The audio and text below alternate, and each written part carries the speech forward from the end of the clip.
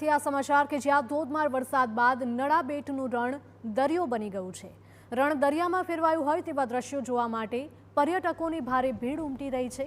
પર્યટકોની સુરક્ષા માટે નળાબેટમાં પોલીસ અને જીઆરડી જવાનોનો ચુસ્ત બંદોબસ્ત ગોઠવાયો છે। દરિયામાં ફેરવાયેલા રણના દ્રશ્યોએ પર્યટકોએ કેમેરામાં કેદ કર્યા હતા। પ્રવાસીઓ જોખમી રીલ પણ ન બનાવે તે માટે પોલીસ સતત ખડે પગે છે। પ્રવાસીઓએ નળાબેટ અને આસપાસના પર્યટક સ્થળોનો આનંદ માણ્યો હતો।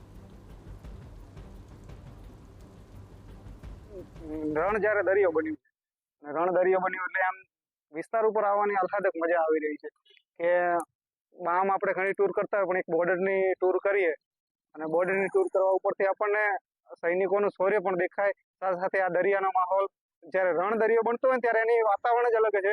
અત્યારે જો તમે પવન પણ આટલો જોવાઈ રહ્યો છે, આમ ખરેખર ફીલ થઈ રહ્યું કે કેવી મજા આવી રહી છે આમાં। મહત્વનું છે કે ધોધમાર વરસાદ બાદ નળાબેટના રણમાં દરિયા જેવી લહેરો જોવા મળતા પ્રવાસીઓ માટે આ નજારો આકર્ષણનું કેન્દ્ર બન્યું છે, જેને જોવા માટે મોટી સંખ્યામાં પ્રવાસીઓ નળાબેટ પહોંચી રહ્યા છે।